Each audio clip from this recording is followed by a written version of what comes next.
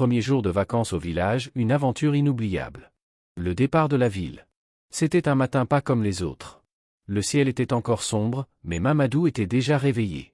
Il ne tenait plus en place. Aujourd'hui, c'était le grand jour, le début des vacances, et surtout, le départ pour le village. Sa petite valise, il l'avait préparée depuis 2 jours déjà, quelques habits, ses sandales, son petit ballon, et surtout, un vieux cahier où il comptait écrire tout ce qu'il vivrait là-bas. Sa mère l'appela. « Mamadou, viens, le taxi est là. » Il sauta du lit, mit son sac sur l'épaule et courut dehors. La ville était encore silencieuse. Quelques vendeurs installaient leurs étals, les lampadaires grésillaient encore, et le car de transport attendait, moteur tournant, prêt pour le long voyage. Une fois installé près de la fenêtre, Mamadou sentit son cœur battre fort. Il regarda une dernière fois les rues familières. Il se demanda, à quoi ressemblera le village? Est-ce que les chèvres dorment vraiment sous les arbres? Est-ce que je vais grimper au baobab? Le car démarra, soulevant un nuage de poussière. L'aventure commençait. L'arrivée au village. Après plusieurs heures de route chaoteuse, entre les arrêts imprévus, les chants des passagers, et les sacs entassés un peu partout, le car finit par ralentir. À travers la vitre poussiéreuse, Mamadou vit les premières cases, les champs, et les silhouettes d'enfants courant pieds nus. Son cœur bondit dans sa poitrine. « On est arrivé !» cria le chauffeur. Mamadou descendit du car, tenant fermement son sac. La chaleur était différente ici, plus sèche, plus naturelle. Une légère brise transportait l'odeur du feu de bois, du foin, et de la terre humide. Il balaya les alentours du regard. Puis soudain, il la vit. Sa grand-mère. Elle se tenait droite devant sa case, avec un large sourire, un foulard bien noué sur la tête, et les bras ouverts. « Bienvenue, mon fils. Tu as tellement grandi. » dit-elle en le serrant contre elle. Mamadou respira profondément. Il sentait son parfum de savon traditionnel, la tendresse dans sa voix, et la chaleur d'un amour simple et pur. Il était enfin arrivé. Ici, au village. Là où le temps semble s'arrêter. La découverte du village. À peine installé, Mamadou ne voulait plus rester assis. Il était trop curieux. Le village l'appelait. Il demanda à sa grand-mère. « Ndeye, je peux aller voir dehors un peu ?»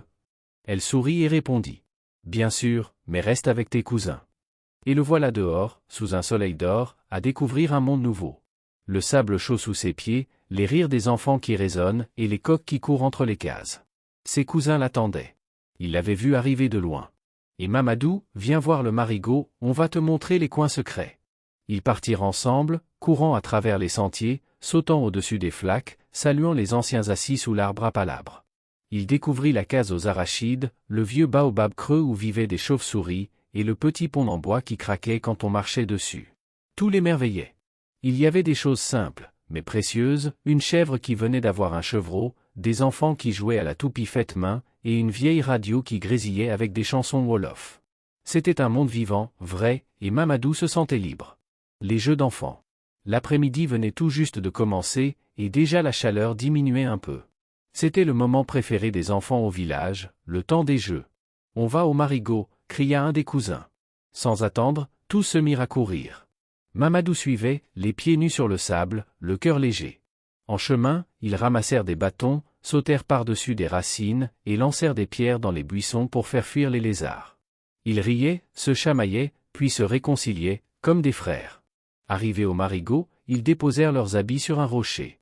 Mamadou hésita un instant, puis se jeta à l'eau. Elle était fraîche, boueuse, mais pleine de vie. Ils nagèrent, plongèrent, s'éclaboussèrent. Un cri retentit. « Regardez! Un poisson-chat !» Après la baignade, ils s'étendirent à l'ombre d'un arbre, et un des garçons sortit une toupie en bois faite à la main. Ils jouèrent aussi au lancer de noyaux de mangue, à la corde, puis organisèrent une mini-lutte sénégalaise dans le sable. Ce n'étaient pas des jeux électroniques, ni des jouets chers. Mais c'étaient de vraies aventures, avec de vrais amis, sous un vrai ciel bleu. Et Mamadou se dit. Ici, on s'amuse avec presque rien, mais on rit comme si on avait tout. La vie simple et douce. Après les jeux, Mamadou rentra à la maison, les jambes couvertes de poussière et le sourire collé au visage. Sa grand-mère l'attendait avec une bassine d'eau tiède. Il se lava dehors, à la lumière dorée du soleil couchant. C'était simple, mais ça faisait du bien. Un peu plus tard, il l'aida à piler le mil.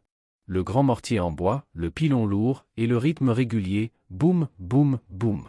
Mamadou riait à chaque faux coup, tandis que sa grand-mère chantait doucement une chanson en sérère. Les voisins passaient, discutaient, plaisantaient. Des femmes épluchaient l'arachide, des enfants chantaient des comptines. Puis vint le moment du repas. Autour du grand bol fumant, toute la famille partagea le couscous de mil avec une sauce au poisson. Pas de télévision, pas de téléphone, juste des sourires, des blagues, des bouchées tendres passées à la main. Mamadou goûta, mâcha, et leva les yeux. C'est délicieux, Ndeye. Elle répondit simplement. C'est le goût du village, mon fils. Ce soir-là, il comprit que le bonheur ne se cache pas dans ce qu'on possède, mais dans ce qu'on partage. La nuit au village. La nuit tomba doucement, comme un rideau noir étoilé sur le ciel du village. Mamadou s'était allongé sur une natte dehors, à côté de ses cousins. Il regardait le ciel, les mains croisées derrière la tête. Jamais il n'avait vu autant d'étoiles. Des centaines, des milliers. Et la voie lactée, comme un chemin de lumière au-dessus de lui. « Regarde là-bas » murmura un de ses cousins, « on dit que cette étoile guide les voyageurs perdus. » Un vent frais soufflait, transportant les bruits du soir. Le frottement des feuilles, le chant des criquets, le bêlement lointain d'une chèvre. Et au loin, un griot chantait à la kora, sa voix résonnant dans la nuit comme une berceuse ancienne. Avant de dormir, la famille se rassembla dans la case principale. On fit une dernière prière, puis la grand-mère raconta une histoire d'animaux, de sagesse et de ruse. Les enfants écoutaient, fascinés, les yeux déjà mi-clos. Quand Mamadou se coucha sous sa moustiquaire, il murmura. « Oh! Merci mon Dieu! Merci beaucoup, abonne-toi. »